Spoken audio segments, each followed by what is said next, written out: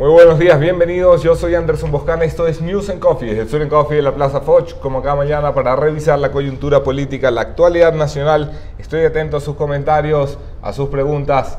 Esta mañana nos despertamos luego de la entrevista o la primera aparición del presidente de la República, Lenín Moreno, ante la prensa nacional, una entrevista conjunta entre la cadena Ecuavisa, Teleamazonas y los medios públicos. Destacada intervención de Stephanie Spin, Yaney Nostroza y Eduardo Califé. El presidente de la República vuelve a los medios independientes, a los medios públicos. Esto es básicamente un regreso a la normalidad democrática, ya lo escribía anoche. Quiero aprovechar esta entrevista para hacer una revisión a los comentarios que han surgido anoche, pero también a la campaña de la consulta popular, que ya se encuentra en sus semanas finales.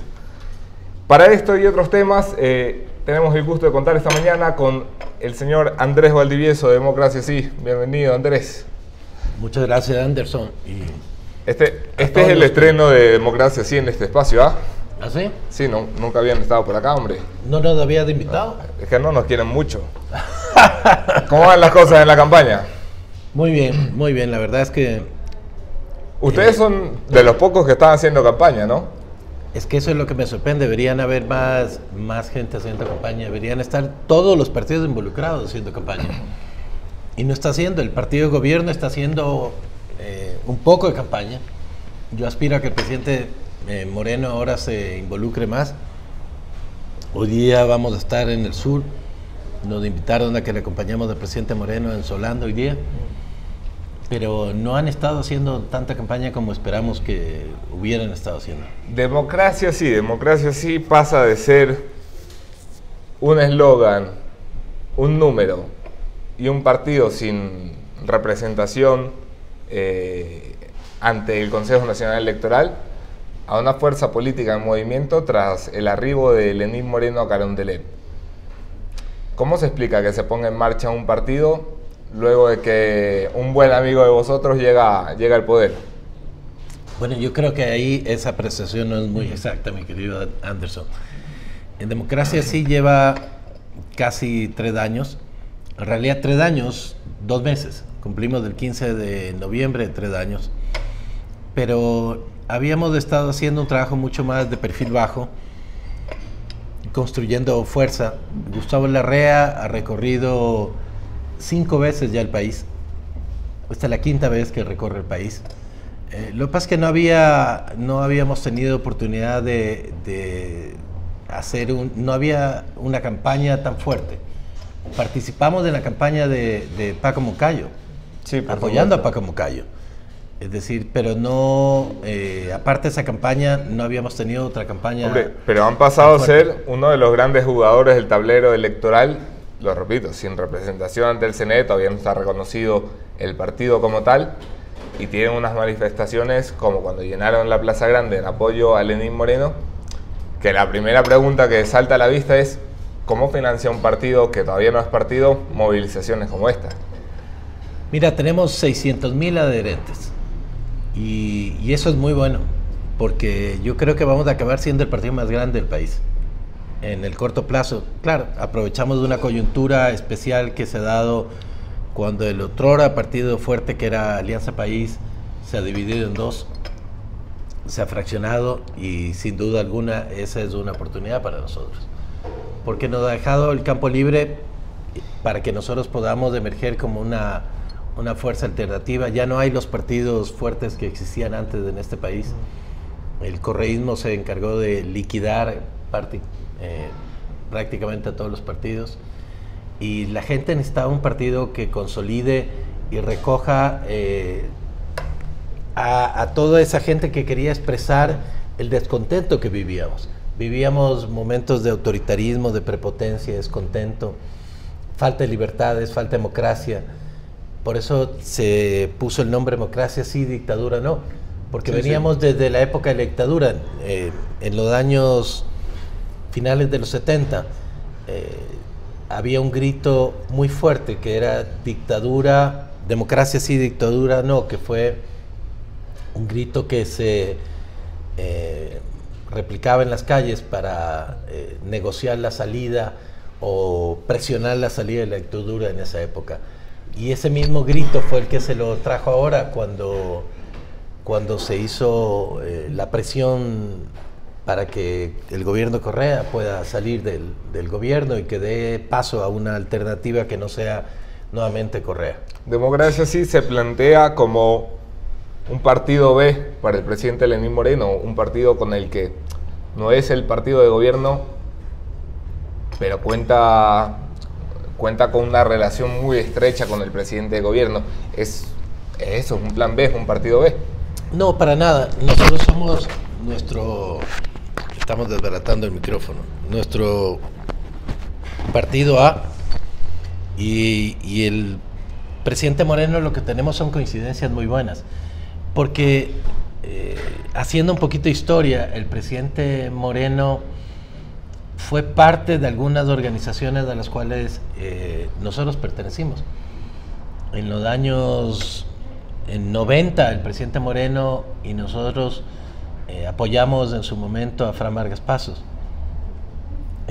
Después pertenecimos a un movimiento que lideraba Gustavo Larrea, que se llamaba Solidaridad Ciudadana. Y después estuvimos juntos en diferentes momentos políticos con el presidente Moreno. Entonces existen grandes coincidencias, pero él tiene su movimiento, él tiene su partido, él tiene su movimiento. Nosotros tenemos nuestro propio movimiento y lo que tenemos son coincidencias. Y en la medida de las coincidencias participamos juntos, pero también tenemos discrepancias. ¿Cómo cuáles? Como lo último que pasó con la nacionalización del señor Assange, en la cual estamos en total desacuerdo, ¿no? Pues fíjese que uno de los comentarios que ha hecho ayer el presidente de la República en la entrevista que citábamos al inicio, para sorpresa de muchos, es aclarar de dónde ha venido la idea de María Fernanda Espinosa, una idea que él corta como cortafuego en la cabeza de la ministra de Exteriores, diciendo: yo le pedí que buscara soluciones, la solución que trajo fue esta. La valoración de qué debería pasar después de que el presidente ha aclarado que no ha sido una idea suya, que ha sido una idea brillante de su ministra de Exteriores, de su canciller, darle una nacionalidad y intentar darle un pasaporte diplomático a Julian Assange, ¿cuál debería ser? ¿Dónde se paran ustedes? Porque hay partidos de oposición más radicales que piden la inmediata salida de María Fernanda Espinosa, por ejemplo. Bueno, esa decisión la tiene que tomar el presidente, pero nosotros personalmente creemos que fue una decisión equivocada. Renato Guamán envía la primera pregunta: ¿es Gustavo Larrea el poder detrás del poder, como siempre se dice? Para nada. Para nada. Para nada. Lo que hay es... En muchas reuniones importantes sí que está Gustavo Larrea, ¿no? A ver, el presidente y Gustavo tienen conversaciones de amigos y conversaciones políticas. Pero el presidente es un hombre inteligente y él toma sus propias decisiones. Y lo que hay es coincidencias. Y el presidente siempre va a tener la última palabra en lo que él quiere decidir, eso es obvio. Tú puedes sugerirle a cualquier persona cualquier cosa, pero finalmente uno es el que toma la decisión. Y Gustavo tiene conversaciones, pero el presidente tiene su propio grupo político, tiene sus propios consejeros políticos. ¿Es posible que Democracia sí haga un arribo a gobierno a través de carteras claves? Se hablaba mucho en su momento de María Elsa Viteri, por ejemplo, entiendo es muy cercano a vosotros, para la cartera de Economía y Finanzas. Mira, quizás después de la consulta el presidente pueda considerar el hacer un gobierno más amplio, pero eso tendrá que ser una decisión del presidente y nosotros tendremos que valorar si es que esa decisión la toma el presidente, pero ahorita es apresurado. Yo creo que ahorita estamos en un momento político que corresponde a la consulta y creo que ahí debemos centrarnos, ganar la consulta, ganar el sí, y que esto sea la primera señal clara de los ecuatorianos de cambio y de legitimar este cambio. El sí tiene todavía ventaja holgada en todos los sondeos y encuestas, sondeos de opinión y encuestas de este país, que ya veremos si siguen siendo de referencia y credibilidad, porque bastantes tropiezos se han pegado en el pasado, pero de momento sobre el 70% más o menos todas las preguntas. ¿Es suficiente? Mira, cualquier consulta, cualquier elección que tú ganes con más del 70%, yo creo que es una elección holgada. tú no puedes pedir que tener una mayoría en un país. Yo creo que tener un 70% en cualquier elección es una gran victoria. Si se supera el 70%, será sin duda un triunfo muy grande, muy amplio y un respaldo político importante para el presidente. Yo creo que lo necesita, porque además... También hay otra lectura aquí, Andrés. Va a llegar al 70%, va a superar el 70% probablemente, pero unidos todos en la misma causa. Unidos todos, desde la derecha radical hasta la izquierda extrema, desde el indigenismo hasta los sindicatos. Por otro lado, en el no, solamente hay un jugador, Rafael Correa, que se queda con un 30% del electorado. ¿Qué significa que Correa mantenga una fuerza electoral tan sustanciosa como un 30%? Yo te lo pongo del otro lado. Hasta hace poco el presidente Correa tenía el 67%, el 70%, era el hombre más poderoso de este país, tenía el partido político más grande, controlaba todas las funciones del Estado, etcétera, etcétera.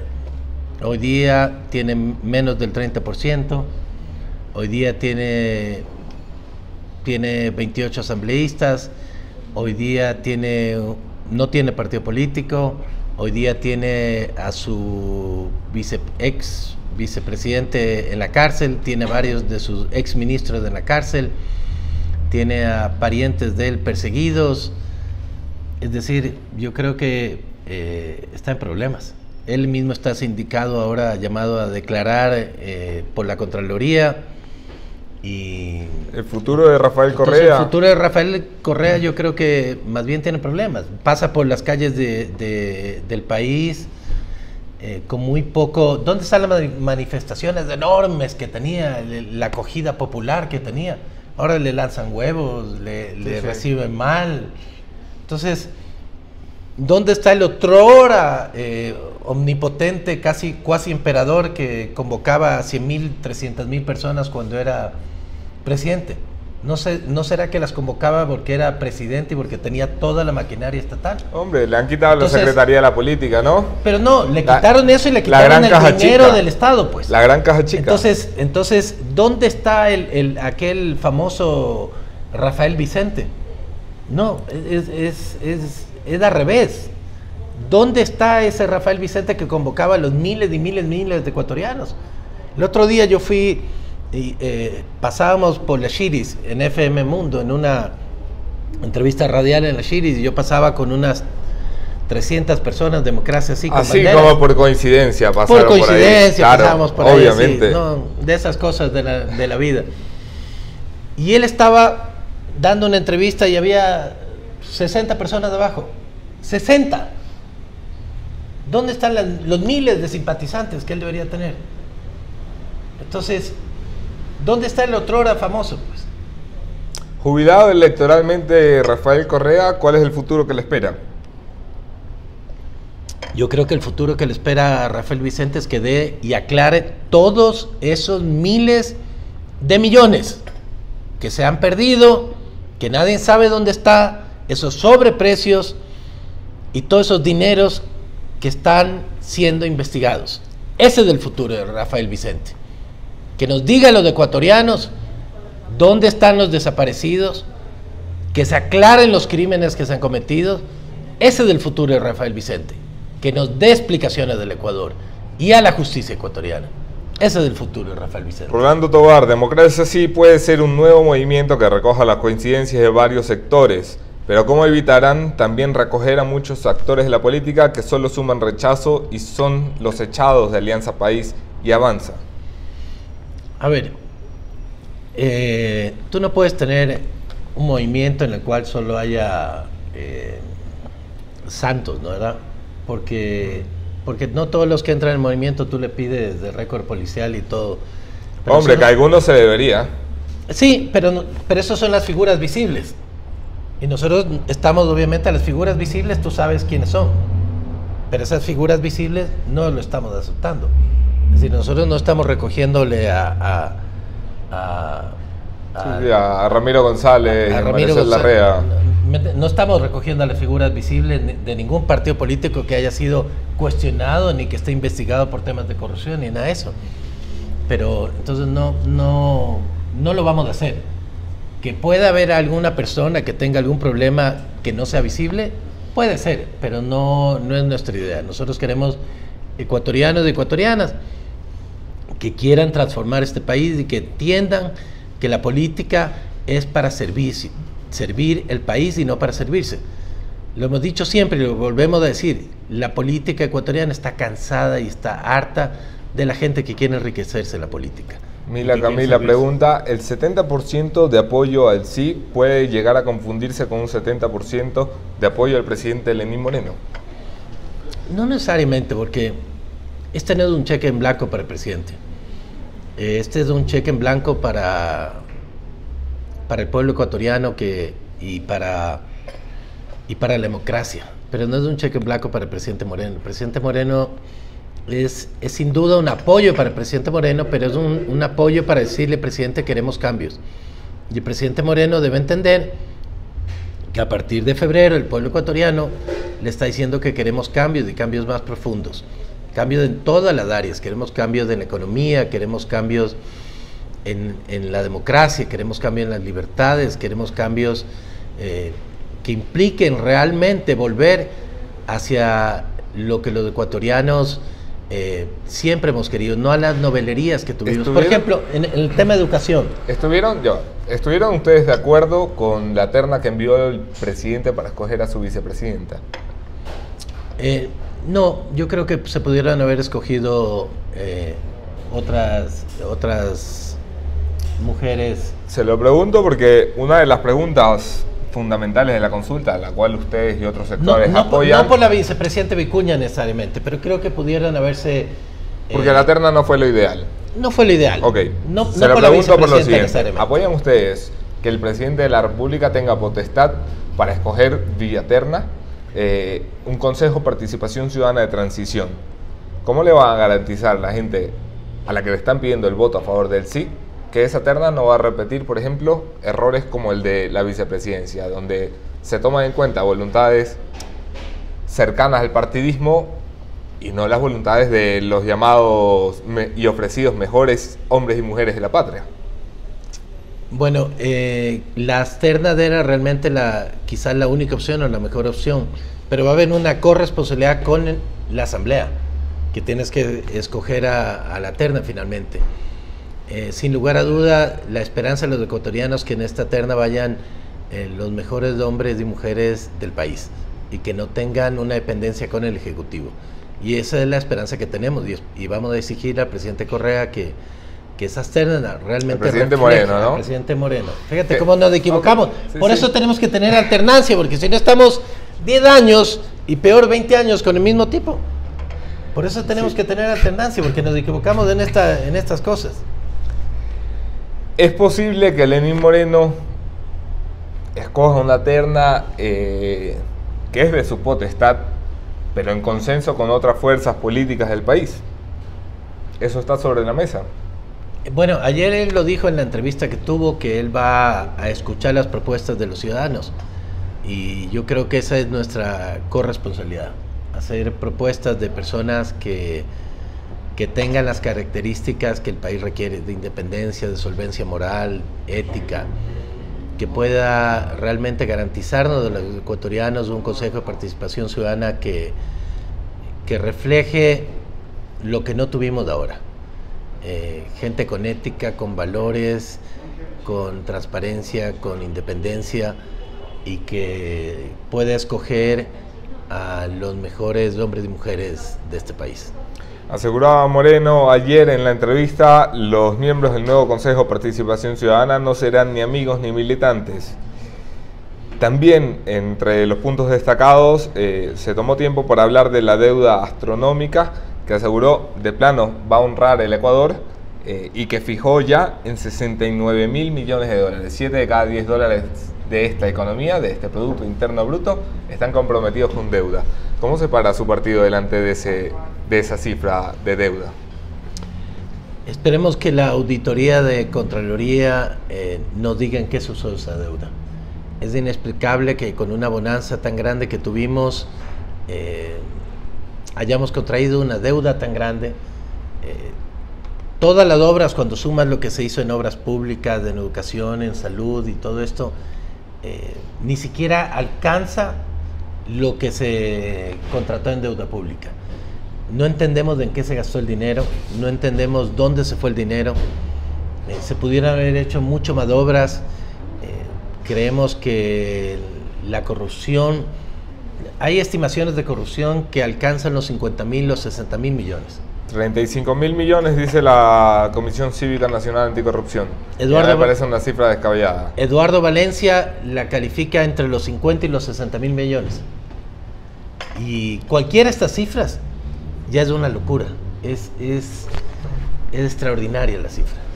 Es impensable que en este país se puedan haber llevado tanto dinero. Por eso, el tener a una persona 10 años en un gobierno o 15 años, mira, tú eres de Venezuela y tienes de ahí el ejemplo más claro, como un partido como es lo que ustedes tienen ahí, o una dictadura con Chávez y Maduro, como han tenido, han saqueado ese país. Y como aquí tuvimos 10 años y ahora no se sabe, nadie explica dónde se ha invertido el dinero y dónde está el dinero. Y dónde está todos esos 30.000, 40.000 o 50.000 millones que se presume se han llevado en términos de corrupción. Lenín Moreno llega al poder ofreciendo una cirugía mayor a la corrupción. Van 8 meses de gobierno, ¿dónde está la cirugía? Bueno, con un vicepresidente preso. Vicepresidente preso, que era imposible salvar a Jorge Glass, hombre. O sea, un vicepresidente que asumió funciones, pese a los señalamientos que ya tenía. Lo raro no es que esté preso, lo raro es que haya durado tanto tiempo para que lo metieran preso. Bueno, pero tienes que entender que la fiscalía ni los jueces dependen del presidente. Ya no estamos viviendo esa época donde el presidente ordenaba a los jueces y al fiscal. Los jueces, el fiscal y la mayoría de autoridades fueron y corresponden a nombramientos del Consejo de Participación Ciudadana dominada por el correísmo. Entonces, esa lentitud hay que pedirse las explicaciones a esos jueces y a ese fiscal nombrados por el correísmo. Antes de profundizar más en lo que apuntas, si bien es cierto, el presidente no es ni juez ni fiscal, pero es el representante del Ejecutivo, un representante del Ejecutivo que semana a semana ha salido a destapar algún escándalo, a decir que hubo sobreprecios o malos manejos petroleros, a decir que quebraron los medios públicos, a decir que hubo encubrimientos en el sistema educativo a favor de los violadores y abusadores sexuales. Está muy bien denunciar eso ante los medios. ¿Para cuándo el gobierno va a empezar a denunciarlo donde debe, a la Fiscalía? Mira, esa función le corresponde principalmente a la Contraloría, y creo que la Contraloría ahora está haciendo por fin su trabajo. Vemos como una Contraloría durante 10 años casi no presentó hechos relevantes de corrupción, y en poco tiempo ha presentado un sinnúmero de casos de corrupción. Ahora vemos como el mismo exsecretario de la Reconstrucción en Manabí hoy día salía en un importante diario del país que tiene ya 2 indagaciones penales. Entonces es la Contraloría la llamada y así lo establece la ley, la que dice si existieron o no casos de peculado. Eso no lo establece el fiscal, no lo establece nadie sino la Contraloría. Entonces ellos son los llamados a decir si hubo o no peculado en un determinado caso. Entonces, si el presidente señala y dice, miren, en la refinería acá se presume corrupción, es la Contraloría la que tiene que investigar y señalar si hubieron estos casos de corrupción. Porque ellos tienen los equipos técnicos, tienen los auditores, tienen más de miles de funcionarios dedicados exclusivamente a eso. Por ejemplo, no es la función nuestra como partidos políticos, pese a que hay políticos que les encanta estar haciendo denuncias y cosas de esas. No es nuestra función pasarnos haciendo denuncias de investigando casos de corrupción. ¿No le parece que es una función de los partidos investigar la corrupción en un país hiperendeudado y llevado peso por los corruptos? Podemos denunciarla, pero nosotros no tenemos los equipos técnicos para hacerlos. Nosotros podemos señalar y decir, mira, aquí ha habido corrupción, creemos que aquí hay corrupción. Pero nosotros no tenemos los equipos técnicos, nosotros no tenemos la capacidad económica para llevar adelante una investigación de esta naturaleza. Bueno, ustedes en su caso muy particular, como democracia sí, no tienen todavía representación parlamentaria, ni inmunidad, ni obligación de fiscalizar, pero en el momento en que un partido toca el Parlamento, entenderá que lo mínimo que se espera es que utilice su inmunidad, su sueldo y sus equipos para hacer lo que le obliga la Constitución, fiscalizar, cuando tengamos esas capacidades lo haremos, pero la institución que le corresponde la Contraloría y la Asamblea, y ellos deben estar encargados de eso. Entonces, creo que el presidente hace muy bien en decirlo. El presidente debe apoyar y poner todos los recursos necesarios para el efecto, pero antes no pasaba nada, no había juicios, no había denuncias, cuando había denuncias simplemente se acusaba o se perseguía a los denunciadores. Ahora por fin se está permitiendo que la justicia actúe y eso ya es un cambio enorme en este país. Andrés, es usted una imagen fresca, ¿puede explicarnos si tuvo relación con el gobierno de Correa? Claro que tuve relación. Como muchos de millones de ecuatorianos que creímos en el gobierno de Correa. Mira, yo en el 2007 yo estuve años viviendo afuera y a mí me pidieron que yo regrese a ayudar en el gobierno de Correa. Y creyendo que este gobierno iba a ser diferente, yo regresé para trabajar en el gobierno de Correa y entré el 14 de enero del 2007. Estrenado el gobierno. Estrenado el gobierno. ¿Qué función tenía? Yo no lo conocía a Correa. No sabía quién era Correa. Había leído en el periódico sobre Correa. ¿Qué función tenía? Yo era asesor de Gustavo Larrea y asesor político de Correa. O sea, asesor del ministro de gabinete, gobierno. De gobierno. Y sí, también asesor político del presidente de la República. Y yo al principio estaba convencido porque, claro, yo había leído las declaraciones de Correa en el internet. Y cuando uno lee a Correa y le escuchaba en ese tiempo, decía, este tipo realmente parece que va a cambiar el país. Yo a los pocos meses, al igual que muchos ecuatorianos, nos empezamos a dar cuenta que el tipo realmente no era precisamente lo que decía que era. Y ese fue nuestro desencanto. Y nos salimos del gobierno de Correa y después nos convertimos en contrario del gobierno de Correa. En el 2015, personalmente y con miles de ecuatorianos salimos de las calles. Sí, sí, por supuesto. Fuimos, yo pertenecía a la Asamblea Autoconvocada de Quito. Su luna de miel con Rafael Correa duró casi un año. Menos, duró hasta noviembre. Casi un año. Casi un año, tienes razón, 8 meses. Su luna de miel con Lenín Moreno, ¿cuánto va a durar? Ojalá que dure mucho para todos los ecuatorianos. Realmente nosotros vamos a apoyar al gobierno de Moreno, esperemos que por mucho tiempo, porque queremos creer y queremos confiar en que Lenín Moreno va a hacer las cosas bien. Yo tengo la esperanza porque el Ecuador no puede permitirse nuevamente que el presidente falle. El presidente tiene que hacer las cosas bien y tiene que hacer las cosas a tiempo. ¿Están cumpliendo los dos requisitos? Yo creo que este gobierno es un gobierno de transición y es muy difícil el que las cosas vayan al ritmo que quisiéramos. Yo creo que el presidente Moreno y el Ecuador en general debería ir más rápido, busca que vaya más rápido la transición. Pero hay muchos problemas políticos y el presidente ha tenido muchos problemas políticos. Hemos pasado 8 meses de una transición política muy fuerte y eso se ha sentido en el país. Y no ha habido cómo tomar decisiones económicas, por ejemplo, complicadas o decisiones económicas más fuertes porque estamos viviendo un problema político o un momento político de transición. Y creemos que la consulta va a permitir que esto marque un final de una etapa política. ¿Ustedes creen en la tercera vuelta electoral? ¿Ustedes creen que el 5 de febrero arranca el gobierno de verdad de Lenín Moreno y que el país se acerca a un cambio acelerado y radical después de la consulta popular, que es lo que nos han prometido muchos sectores de gobierno? A ver, yo no sé si llamarle que pueda ser la tercera vuelta, pero sin duda va a marcar el fin de una etapa política complicada, sin lugar a duda. Mira, ¿quién se hubiera imaginado hace 8 meses que Correa estaría casi en desbandada, sino a la defensiva, con una popularidad tan baja, que tuviéramos al expresidente Glass en prisión. A lo mejor se lo imaginaba Gustavo Larrea, ¿no? Bueno, eso es lo que dicen.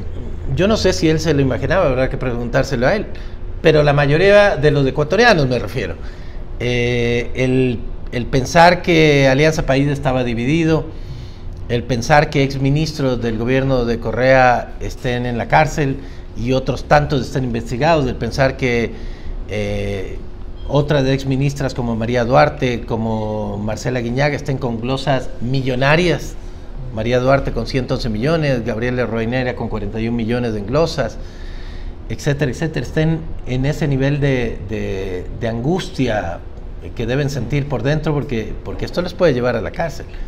Entonces yo creo que cuando ellos defienden ciertas posiciones, no defienden posiciones políticas, defienden su libertad, porque se están jugando en ir a prisión. Entonces yo siento que cuando muchos de la gente que está al lado de Correa defiende a Correa, no está defendiendo a Correa, está defendiendo su posibilidad de que ellos no vayan a la cárcel, porque saben que han cometido algunos de ellos severos actos de corrupción y tienen que cuidarse porque van a ir a la cárcel. Muchos de ellos van a ir a la cárcel porque se han robado o han dejado robar el dinero de los ecuatorianos, porque hay obras con sobreprecios, porque han hecho caso omiso cuando debieron haber puesto los ojos en el dinero de los ecuatorianos. Entrevista con Andrés Valdivieso de Democracia Sí. Gracias por sus comentarios y por sus preguntas. Estoy pendiente. Gracias por darle like y compartir, que es lo que les pedimos cada mañana. Andrés, 5 de febrero se anuncia un pedido de renuncia masivo a todo el gabinete para saber quién se queda y quién se va. ¿Por dónde deben de venir los cambios en el gobierno de Lenín Moreno? Mira, a mí no me gusta opinar. Hombre, esta es una decisión presidencial, pero algún criterio tendrán ustedes, ¿no? Y tú particularmente. Mira, yo creo que siempre es bueno refrescar un gabinete. Yo creo que hay ministros y ministras que han hecho un flaco favor al presidente, que le han complicado. No seamos generalistas. No seamos generalistas. Mira, decisiones que perjudican a un país, decisiones que perjudican a la imagen pública del país, sin duda no le benefician para nada al gobierno. Cancillería, por ejemplo. Yo creo que es una de las áreas donde el presidente podría refrescar líneas probablemente. ¿Qué hay de la economía? Carlos de la Torre anuncia que toma 300 millones de dólares ociosos del Fondo de Reconstrucción y luego los devuelve. ¿Es un ministro que debe quedarse o debe buscarse un trabajo en la academia o en algún lado donde funcione? Yo creo que Carlos de la Torre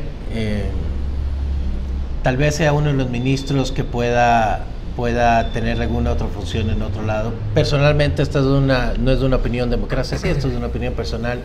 Yo creo que hay otros ecuatorianos que podrían integrar ese ministerio. Creo que en lo económico hay que darle otro aires al país. Creo que no puede el presidente seguir con el mismo equipo económico. Creo que el país exige... Ni con el mismo equipo económico, ni con la misma receta de endeudamiento. El nivel de endeudamiento del correísmo estaba a razón de 5.000 millones de dólares por año. Pero lo que pasa es que... El nivel de endeudamiento de Lenín Moreno está a razón de 1.000 millones de dólares por mes. Pero el presidente Moreno ya lo dijo. Va a tener que endeudarse alrededor de 10.000 millones por año solo para pagar la deuda. Pero es que si no han dejado, el petróleo lo han dejado vendido, ya lo dejaron cobrado. Sí, es como cuando tú dices, yo vendo arroz y ya vendí la producción del arroz por los próximos 4 años. Entonces, el presidente Moreno no tiene liquidez. Y lo único que le han dejado es, ¿sabes qué? Tienes que endeudarte 10.000 millones solamente para pagar deudas, no para hacer obras. Entonces, claro, te toca endeudarte más o menos, como tú dices, 1.000 millones al mes. Es una locura. El presidente Moreno debe renegociar la deuda. Debe decirle a los acreedores, ¿sabes qué? No puedo pagar 1.000 millones al mes. No puedo. Porque le está cortando el cuello, nos está cortando el cuello a los ecuatorianos. ¿Lo va a hacer cuándo? Después de la consulta. No, debería hacerlo desde ya. Hombre, a eso vamos. Mira, hay decisiones que ya lo está haciendo y algunas cosas lo ha hecho positivamente. Por ejemplo, el tema de la renegociación de los contratos petroleros. Fue muy bueno porque ahorró 1.200 millones aproximadamente. El tema de conversar con Petrochina, con Petrotailandia, que aparentemente ahora dicen que no han sido empresas estatales, sino empresas privadas. Sí. Hay que investigar esos contratos. Es decir, no puede darse estos contratos y que ahora, cuando ya se sabe que no han sido empresas estatales, queden en la impunidad. Por ahí se dice que son 3, 4 dólares de diferencia y que se ganan por barril. Estos son miles de millones de dólares. Y aparte, hay que renegociar esa deuda, a ver si convertimos de esa deuda que está en uno de intereses elevados. Sí, si cambiamos deuda mala por buena. Ya, la receta la tenemos clarísima del día 1 de gobierno. Pero ya lo están haciendo. Lo que parece que no lo tienen claro son los señores de gobierno. Bueno, por eso yo creo que el equipo económico debe ser cambiado totalmente. No porque yo tenga nada personal con Carlos de la Torre, no lo conozco, parece una persona buena. Pero no necesariamente creo que es el momento como para que él ahorita esté manejando esa cartera de Estado. Es mi opinión, la repito, personal, porque democracia sí no tiene una decisión oficial al respecto. Habría que preguntar, tendríamos que tomar una decisión política en conjunto. Es mi opinión personal, yo creo que debe reformarse el equipo, cambiarse, refrescarse ese equipo económico y la idea económica. Ley de comunicación, reforma, tacho de la basura o que se quede como está. No puedes tener una ley sancionadora. ¿Reforma, tacho de la basura o que se quede como está? Reforma. Yo creo que tiene que haber una reforma. ¿La reforma por dónde va? Primero, que no tienes que tener una ley sancionadora. No tiene el menor sentido. Tú tienes que tener una ley que te guíe, que te dé lineamientos, pero no una reforma, una ley que te sancione, que te persiga, una ley que te implique y que te imponga contenidos absurdos como lo hay ahora. Ahora te ponen cosas además incumplibles. Lo último, fíjate, 3 días antes de que se vaya el presidente, reforma el reglamento para imponer a las radios la emisión de música nacional en un porcentaje que es imposible absurdo, cubrir, sí. Porque no tenemos la producción musical que se necesita. No tenemos la producción musical ecuatoriana que se necesita para cubrir esos espacios en esos porcentajes. Entonces, hay cosas absurdas que se hacen en este país. Quisiera que le demos un tiempo casi en monosílabos a las preguntas de la consulta popular. Porque sí, que bueno, que es la postura oficial de tu partido. Empecemos por la primera pregunta, la muerte civil de los corruptos. ¿Por qué sí? Necesaria, importante.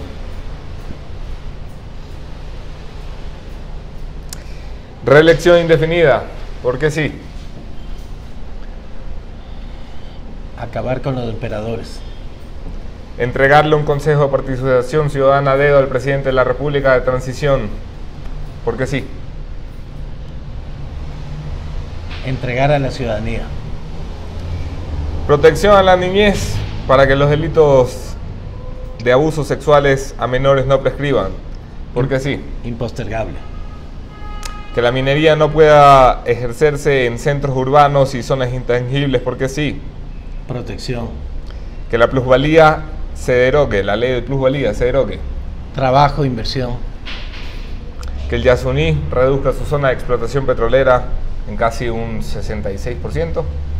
Naturaleza, armonía con el medio ambiente. Esta ha sido la conversación con Andrés Valdivieso. Gracias a ustedes por conectarse, gracias Andrés por asistir, gracias por sus preguntas, sus comentarios, sus likes, sus compartir y todas las cosas que le pide todo el mundo que está en este mundo digital. Nos veremos aquí mañana, otro tema, otro entrevistado, mismo entrevistador. Yo soy Anderson Boscan desde el Sweden Coffee en la Plaza Foch. Gracias a Sweden Coffee, gracias a Graiman, gracias a ustedes. Ahí se ven.